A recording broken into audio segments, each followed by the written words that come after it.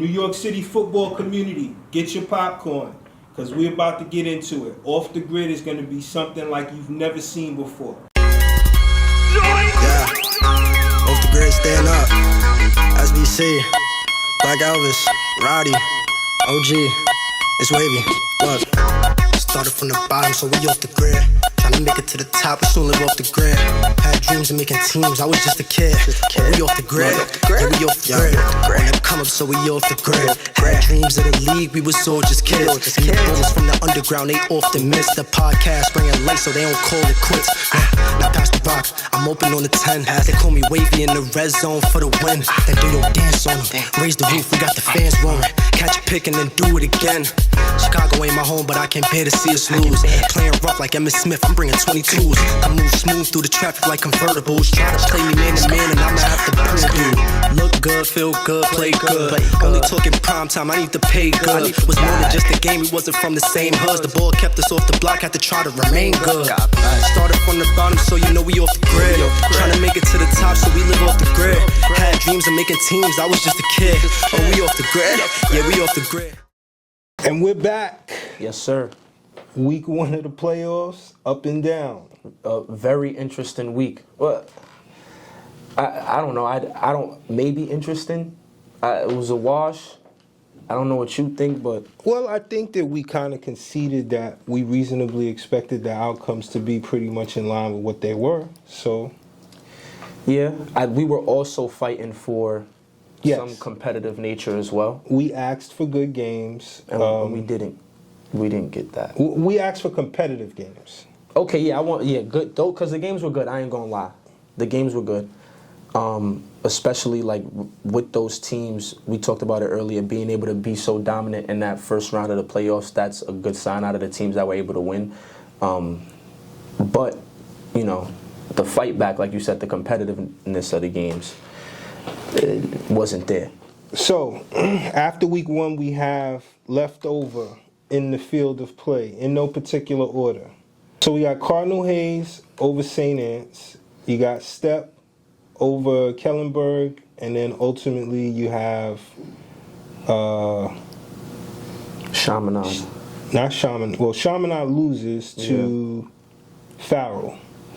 So you got Farrell, Hayes, Iona Prep, and Stepanak respectively left over. And look, that early game with Hayes and St. Anthony's, it was a close one. It was a 1-point game. They were able to come out in the first round and only leave them with 14 points. So I think them going into that Stepanak game, Stepanak being ranked number 1, I think that should give them a little more life.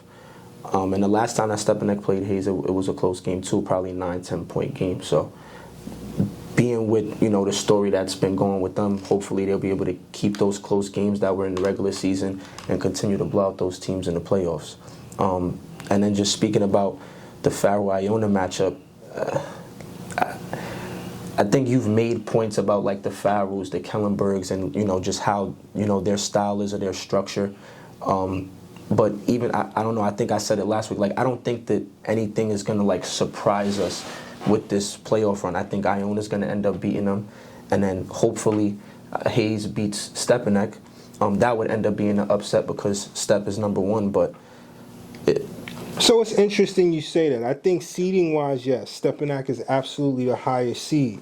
But like we kind of started the season off saying, those 4 teams on any given particular week, you know, anything could happen. I think there's a lot of history behind the Stepanak-Hayes rivalry, so it's definitely going to make for a very exciting game. I think you'll have a packed house out of Step for that game. 1:30 Saturday afternoon. And I think what's interesting about that game too is that this past week we had almost, I think, 3 of those teams out of the 4 that won almost scored 50 points. And then you even have like these dynamic quarterbacks with Will Currid and Beelan, who Currid is throwing on, I think, 2,000 plus yards, and then Beelan is right behind him. So with those high-powered offenses, which defense is going to be able to step up and stop the bleeding? It'll definitely be interesting.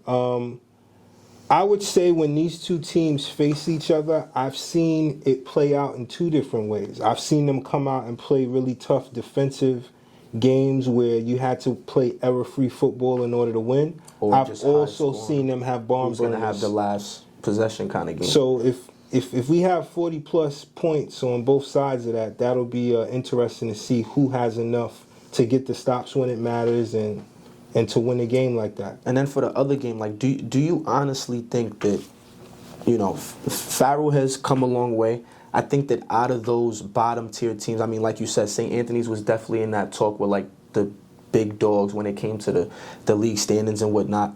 But Farrell being on the back end, like, do you think that they are going to be able to have what it takes to be able to beat Iona? So, you know, I'm always the hopeless romantic. I always try to give people a shot and, you know, wish for that uncommon output. If I'm being completely honest, I think that Coach Spags and the type of offensive output that he will generate in these types of games, it's going to be a huge task for Farrell to have the defensive stoutness, so to speak, to stop them from doing what they want to do on offense. And I think to even like piggyback off of that, we talked about the Hayes and Step matchup. When you look at Farrell's quarterback, their quarterback isn't even in the thousands when it comes to passing yards. So their offense is styled a lot differently than Iona's is. So are they going to be able to, one, to your point, be able to stop an offense like Iona, or two, be able to keep up with the amount of points that they're going to be scoring, especially if they're not putting the ball in the air? That's the $50 million question. I think that teams like Farrell, a lot of their identity is predicated on controlling the tempo of the game. So if you know that a guy's quarterback is really not put up gaudy numbers like that, and maybe you don't have multiple thousand rushing yards running back in your backfield, then typically you play more of a clock control, error-free, mistake-free type of football game.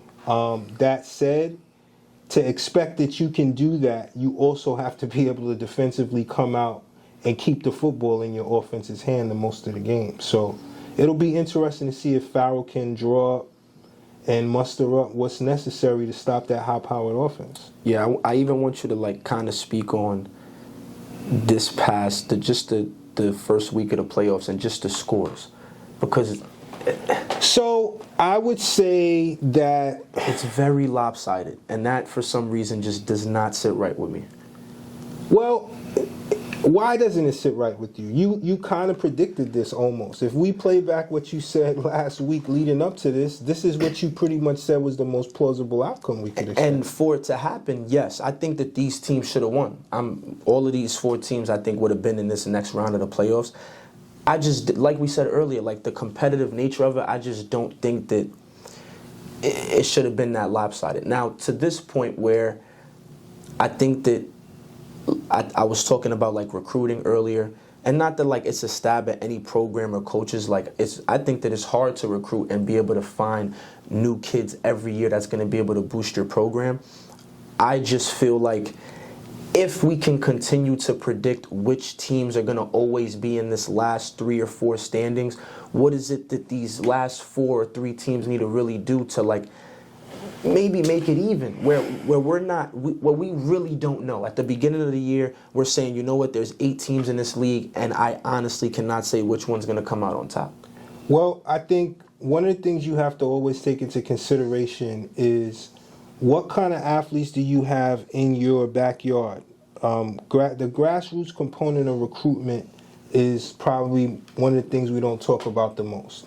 So when we talk about Catholic school kids, parents that are sending their kids to parochial school or private school, that narrows a big pot even smaller. I think depending on what region you're in, there are different vehicles available for funding or things of that nature, but let's just call it what it is. You also have to consider who you're competing with to recruit. So a school like Farrell is in Staten Island. There's a couple of PSAL programs in Staten Island that also... And I guess when you're looking at St. Anthony's as well, like, is that in the same realm? In Long Island, and you have the local high school, town school is the public school program there. So again, So now, do you even think that I hate to bring price into it, but like a lot of those schools, I feel like cost more than maybe a Hayes. Like Stepanek and Iona are probably up there, but then when you talk about Catholic and even public school, where you're asking athletes or parents now to pay this money, where maybe sometimes that can't happen. Where do you feel like those schools might be losing a lot more of those kids because of the pricing of the school and all of that?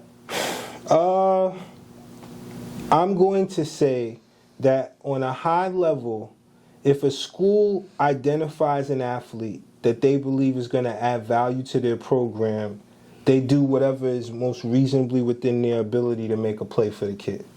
Now, that said, what is the measuring stick? What's the litmus test of this is a kid worthy of us pursuing versus let's wait and see what kids show up to us? And I think every program navigates that differently. This is a great topic, I think, to get some feedback from actual head coaches. We spoke to Coach Spags. It would be great to hear his take on this, as well as other high school head coaches from either the PSAL or the Catholic High School League, because I'm sure that the Catholic High School League coach feels one way, but the public high school coach feels another way, because ultimately they're playing two very different games. Yeah. The only reason I even touched on it was because I didn't want to like compare it to the NFL, but I just felt like every year like there's a new Super Bowl winner, or even like if a team's gonna repeat, like it's not that prevalent, whereas like when you get to lower levels, it's a lot easier to like be more consistent when it comes to winning, I guess. Where then, what do you do when you're a school that you have the money, you have the resources, and you just can't win? Where like even where you were touching on like pride and all of that, where like what's gonna make kids want to continue to come to this school or want to cheer at these games if we're not winning or finding out a way to win? That is a great question. I think it is a question that many presidents, ADs, head coaches, boosters, alumni, and the such sit down and wrestle with year in and year out. So here's what I'll say. I think that having the resource is one thing. There's a very popular meme that I've seen, I've shared, and I love, and it's basically a picture of maybe 50 ladders just thrown on the floor, right? You can have all of the resources in the world that you want. The wall is 10 feet high, but the ladders are all scattered on the floor. If you don't know how to use the resource properly, it really doesn't make any headway for you or serve you anyway. Yeah. What I think is also interesting is that there's an irony in the landscape where I think people who don't have as much resources are forced to be more efficient, more effective, develop skills in a different way. We talked about coaching staff numbers.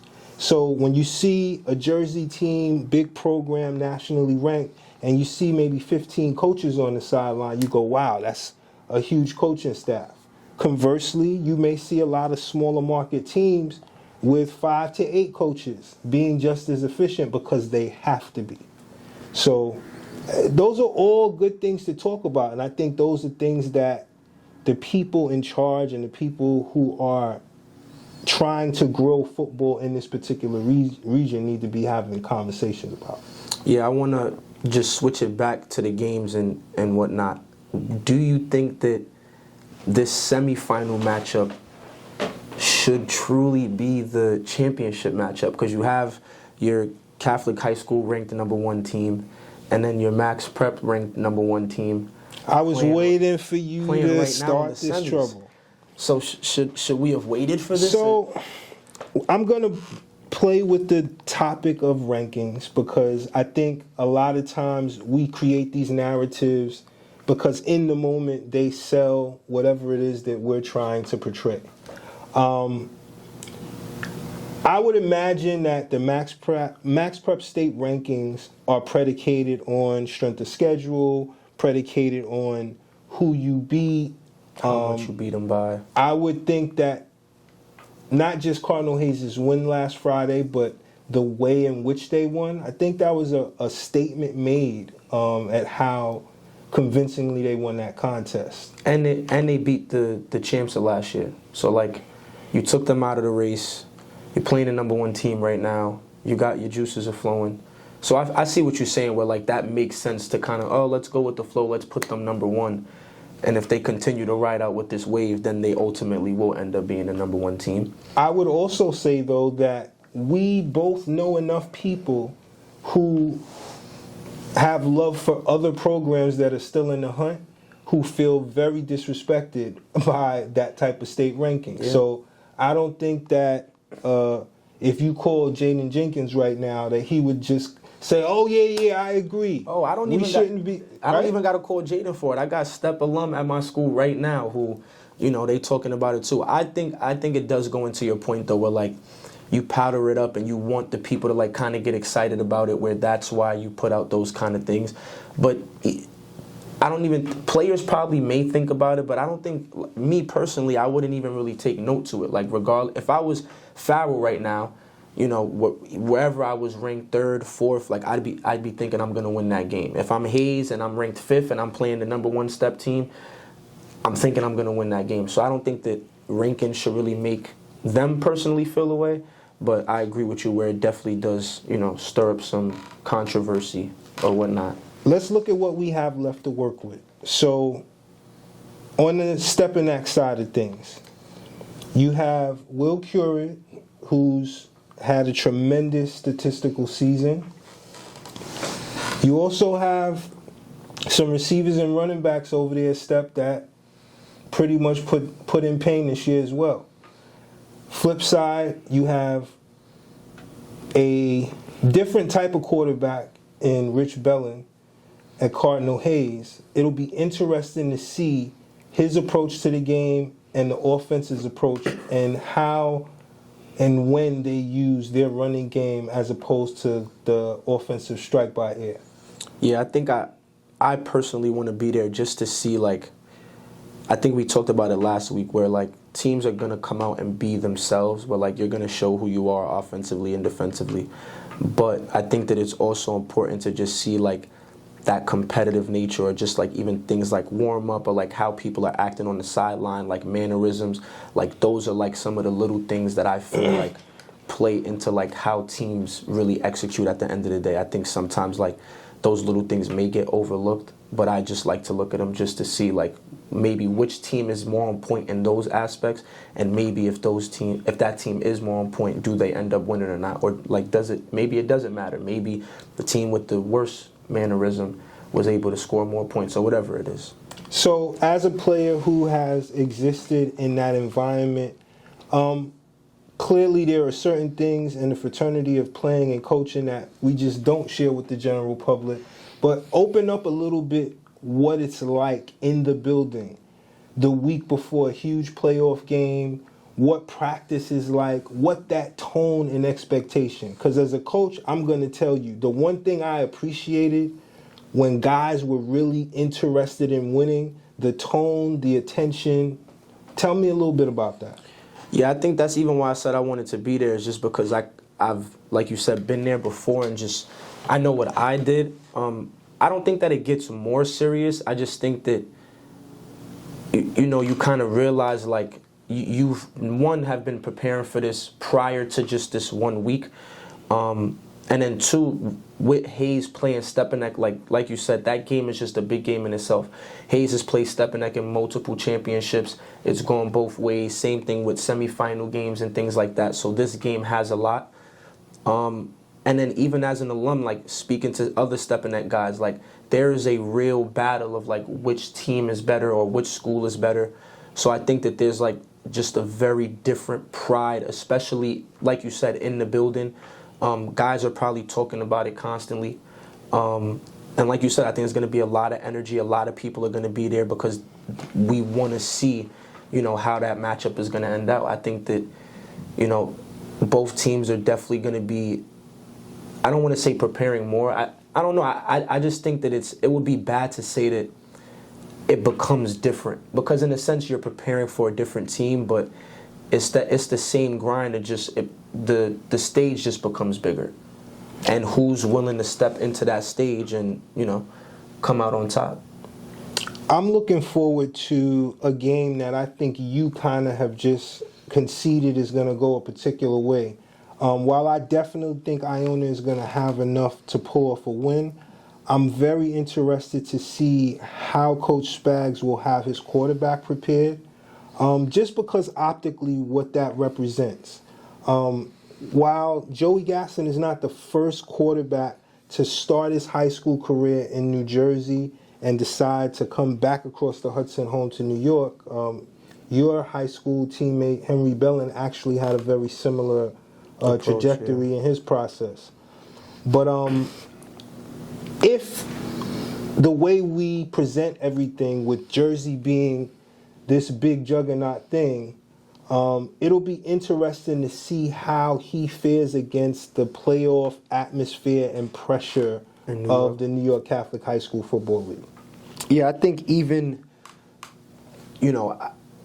because Farrell and Iona are so different, I'm not in that meeting, but I feel like Farrell's definitely going to build their defense around wearing him down and just making sure that, this is a high-powered offense, but we cannot allow them to score that many points, and the one way to do that is to break down the quarterback. So hopefully he's able to respond. I haven't played on a Jersey team, so I don't know what that atmosphere is like. Maybe they think that their atmosphere is harder than the New York one. But I think it even goes back to my point. Like, whichever one you're in, you got to play. Joey could be in Jersey right now, and maybe he has a bad game. He could be in New York and have a bad game. He could be in either one or have a good one. But on Saturday, or whatever day you play on, you got to figure it out wherever or whoever you play against. So, hopefully we get a better competitive week. But, it'll be interesting to see which team is able to show up and which team wants to win and go to the championship. Do you believe, I know the answer to this question, that your championship game is actually being played this upcoming week as opposed to the actual championship game? Or do you believe that a champion can emerge out of either one of these I believe brackets? a championship could come from either one. Now, would I like for Stepanek to be on the other side of the bracket? Of course. But even to your point, I'm not looking forward to the Farrell game. But if Farrell beats Iona, I'm going to come back next week and I'm going to be ecstatic. Because, number one, it wasn't supposed to happen. And it brings in that new energy of like, look, we're here. And we can also win games. Which could be the same thing for any of those other teams who aren't here right now. Kellenberg, Chaminade, Trinity, St. Anthony's. Keeping it new and fresh is a good thing, but, let's get Hayes back in there in the championship game. Let's get another ring, boys. All right. So, as we wrap it up, my question for you is, instead of picking a winner and a loser, let's take a shot at the scores, because these scores have been crazy. Stepanek Hayes, that's the hard one for me, because I really don't know. Are we going to get a bar burner, or are we going to get a 35-28 Hayes wins? 35-28. That's a medium game. That's a good football game. Yeah, they're going to score, but no close to 50 point. No. I just think that game is going to, and hope. I got to think about the score for the Iona Farrell, so it just pops in my head. But I think it's going to be competitive. Okay. And I think that because both of those offenses are high-powered, that, like you said, like it's going to be back and forth, but someone's got to get a stop at some point where it's not going to get too crazy. So, I'm going to actually disagree with you. No problem. I think that the Step Hayes game is going to start out very tight. Slow. But by halftime, everybody's going to let their hair down. And I think we're going for a shootout. I'm going to take Cardinal Hayes over Stepanek. As long as you take Hayes, I'm good to go. 50 to 48. You could take Hayes 1-0. I'm good to go. The Farrell and Iona game, 14 to 28, Iona. 14 to 28 Iona. Farrell scores twice, but that's it. Iona puts up 4. I think that Iona is going to put up close to 40 points in that game. Oh my God. See, that's why I can't keep going. Just, you know, 40 to what? watching Iona's offense, knowing Coach Spag's approach to putting points up on the board, I think it's a failure for him in his mind. So, all right, 40 on the dot or 40 what? 40, I'm going to go 40 to 14.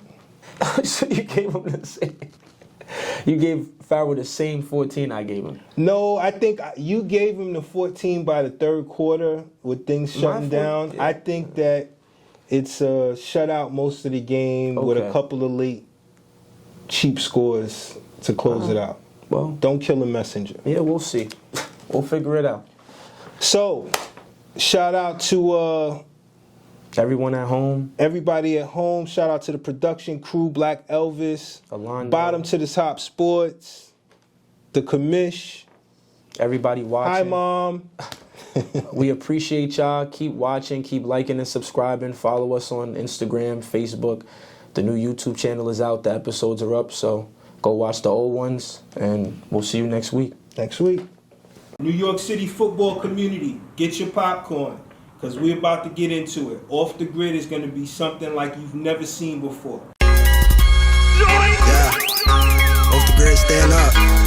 As we see, Black Elvis, Roddy, OG, it's wavy. Look, started from the bottom, so we off the grid. Tryna make it to the top, we soon live off the grid. Had dreams of making teams, I was just a kid. We off the grid, yeah, we off the grid. On them come up, so we off the grid. Had dreams of the league, we was all just kids. And the bulls from the underground, they often miss the podcast, bringing light so they don't call it quits. Now pass the box, I'm open on the 10. They call me wavy in the red zone for the win. Then do your dance on them, raise the roof, we got the fans roaring. Catch a pick and then do it again. Chicago ain't my home, but I can't bear to see us lose. Playing rough like Emmitt Smith, I'm bringing 22s. I move smooth through the traffic like convertibles. Try to play me man to man and I'ma have to prove you. Look good, feel good, play good. Only talking prime time, I need to pay good. Was more than just a game, we wasn't from the same hoods. The ball kept us off the block, had to try to remain good. Started from the bottom, so you know we off the grid. Trying to make it to the top, so we live off the grid. Had dreams of making teams, I was just a kid. Oh, we off the grid? Yeah, we off the grid.